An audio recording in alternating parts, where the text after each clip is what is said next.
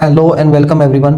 इस वीडियो में हम जावास्क्रिप्ट में अरे को किस तरह से फॉर लूप का यूज़ करके आइटरेट किया जाता है।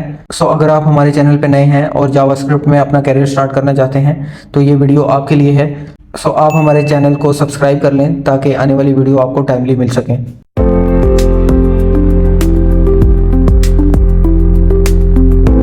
So let's start with the classic variation of for loop. So classic for loop की वेरिएशन में आपको for loop के साथ फंक्शन एक्सप्रेशन का यूज़ करना होता है और फर्दर ऑन आपको एक वेरिएबल को डिक्लेयर करना होता है जिसको इनिशियल वैल्यू हम 0 असाइन करते हैं और फर्दर ऑन हम उस वेरिएबल पे एक कंडीशन अप्लाई करते हैं। तो जेनेरिक वे में अगर हम कंडीशन की बात करें जितने भी हमारे पास अरे के एलिमेंट्स होते हैं हम तब तक किसी भी एक अरे को आइटरेट करते हैं ताकि हमें अरे का हर एलिमेंट्स इंडिविजुअली देखने को मिले। तो आइटरेशन के लिए हम उस वेरिएबल के काउंट में इंक्रीमेंट करते हैं ताकि हमें आइटरेशन तब तक देखने को मिले जब तक हमारी कंडीशन सेटिस्फाइड नहीं होती। बेटर अंडरस्टैंडिंग के लिए हम इसको एक एग्जांपल से देखने वाले हैं। यहाँ पे मैं कोड एडिटर को ओपन कर चुका हूँ। बेसिकली मैं यहाँ पे एक अरे को लेने वाला हूँ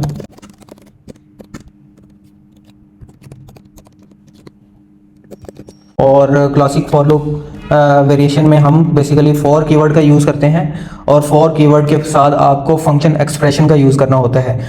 बेसिकली आप फंक्शन एक्सप्रेशन में आप एक वेरिएबल को डिक्लेयर करते हैं जिसमें बेसिकली आपको इंडेक्स स्टोर करवाना होता है।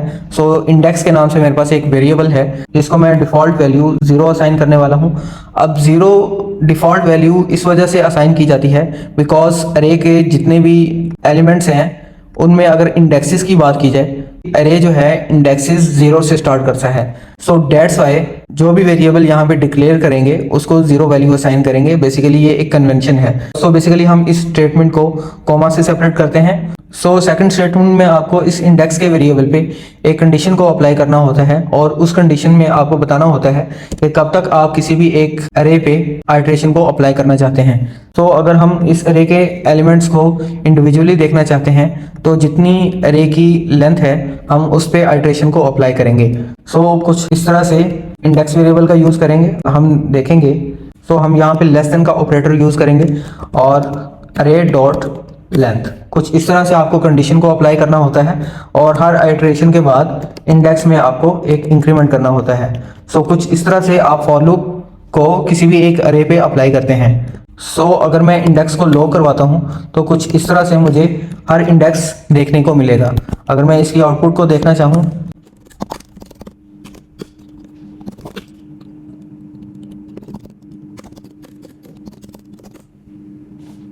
आप यहां पे देख सकते हैं कि हर आइटरेशन में हमें इंडेक्स की अपडेटेड वैल्यू देखने को मिली। स्पेसिफिकली किसी भी एक अरे के इंडेक्स को अगर आप गेट करना चाहते हैं तो आपको उस अरे का नेम ऐड करना होता है और अरे ब्रैकेट में उसका इंडेक्स पास करना होता है। इसको हम एक एग्जांपल से देखने वाले हैं। इस तरह से मैं यहाँ पे अगर एक लॉग स्टेटमेंट को लिखता हूँ और लॉग स्टेटमेंट में बेसिकली आपको अरे का नेम लिखना होता है और अरे ब्रैकेट्स में आपको स्पेसिफिकली एक इंडेक्स पास करना होता है जिससे आप किसी भी एक एलिमेंट को गेट कर सकते हैं। इसी तरह से अगर आप किसी भी एलिमेंट को गेट करना चाहते हैं तो आपको इन एक्सप्रेशंस के साथ एक इंडेक्स को पास करना होगा। अगर मैं इसको कमेंट करता हूं और कमेंट करने के बाद अगर मैं इसकी आउटपुट को देखना चाहूं तो कुछ इस तरह से देख सकता हूं। जैसा कि आप यहाँ पे देख सकते हैं हमें 0th इंडेक्स पे एक एलिमेंट देखने को मिला जिसकी वैल्यू 1 है। अगर मैं इंडेक्स को चेंज करता हूं तो इंडेक्स के अगेंस्ट मुझे डिफरेंट वैल्यू देखने को मिलेगी। अगर हम फॉर लूप के केस में बात करें यहाँ पे हम एक आइटरेशन चला चुके हैं जो कि बेसिकली अपडेटेड इंडेक्स जो है रिटर्न करने वाला है। अगर हम अरे के हर एलिमेंट को फॉर लूप से गेट करना चाहते हैं तो आप कुछ इस तरह से अरे एक्सप्रेशन का यूज़ करेंगे और आपको अरे का नेम ऐड करना होता है। कुछ इस तरह से आप इसकी लॉग स्टेटमेंट को देख सकते हैं। जैसा कि आप देख सकते हैं कि यहाँ पे हमें अरे का हर एलिमेंट इंडिविजुअली देखने को मिला। हम क्लासिक वेरिएशन के बारे में बात कर चुके हैं। फर्दर हम फॉर लूप की एक वेरिएशन फॉर इन के बारे में बात करने वाले हैं। फॉर इन बेसिकली आपको इस स्टेटमेंट की बजाय आपको एक वेरिएबल को लिखना होता है और उसमें बेसिकली आप किसी भी एक वेरिएबल को नेम असाइन करते हैं और उसमें आप इन कीवर्ड का यूज़ करते हैं और इन कीवर्ड के बाद आप उस अरे का नेम लिखेंगे जिस पे आप आइटरेशन को अप्लाई करना चाहते हैं। सो यहाँ पे आप देख सकते हैं कि मैं फॉर कीवर्ड के बाद इन एक्सप्रेशंस को ऐड कर चुका हूँ और इन एक्सप्रेशन में बेसिकली मैं इस स्टेटमेंट को लिख चुका हूँ। आपने एक वेरिएबल को लिया है और उसके बाद आपने इन ऑपरेटर का यूज़ किया है और फर्दर आप जिस भी अरे पे फॉर लूप अप्लाई करना चाहते हैं आप उस अरे का नेम लिखेंगे। इस इंडेक्स के वेरिएबल में इसका इंडिविजुअली इंडेक्स देने वाला है जिसको आप कुछ इन एक्सप्रेशन के साथ यूज़ करके हर एलिमेंट को एक्सेस कर सकते हैं। अगर मैं इसकी आउटपुट को देखना चाहूँ तो कुछ इस तरह से देख सकता हूँ। सो आप यहाँ पे देख सकते हैं कि हमें अरे का हर एलिमेंट क्लासिक वेरिएशन की तरह देखने को मिला। सो फॉर इन लूप एक सिंपल वे है किसी भी अरे के इंडेक्सेस को गेट करने के लिए। सो फॉर इन लूप का यूज आप तब करते हैं जब आप किसी भी अरे को इंडेक्सेस के साथ आइटरेट करना चाहते हैं। तो बेसिकली हम फॉर इन लूप के बारे में बात कर चुके हैं। सो फॉर लूप की जो नेक्स्ट वेरिएशन है वो बेसिकली फॉर ऑफ लूप है।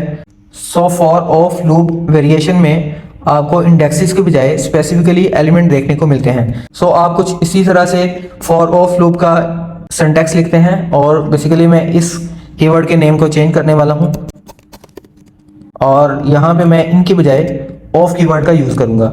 सो मैं इस स्टेटमेंट को रिमूव करने वाला हूँ। सो फर्दर मैं अगर इसकी आउटपुट को देखना चाहूँ तो कुछ इस तरह से मुझे एलिमेंट को लॉक करवाना होगा। सो प्रीवियस लॉक्स को मैं रिमूव करने वाला हूँ और फर्दर अगर मैं इसकी आउटपुट को देखना चाहूँ तो कुछ इस तरह से देख सकता हूँ। सो फॉर ऑफ लूप को हम अरे पे अप्लाई कर चुके हैं और इस वेरिएशन में हमें इंडेक्सेस की बजाय एलिमेंट देखने को मिला। सो हम फॉर ऑफ लूप की वेरिएशन के बारे में बात कर चुके हैं। फर्दर ऑन हम higher order function for each के बारे में बात करने वाले हैं। सो बेसिकली फॉर ईच एक अरे का हायर ऑर्डर फंक्शन है। हायर ऑर्डर फंक्शन ऐसे फंक्शंस को कहा जाता है जिनकी रिटर्न टाइप एक फंक्शन होती है या वो पैरामीटर में किसी एक फंक्शन को कंटेन करते हैं। सो प्रीवियस वीडियो में हम फॉर ईच के बेसिक एग्जांपल को देख चुके हैं। सो अब हम फर्दर इसकी एग्जांपल को देखने वाले हैं।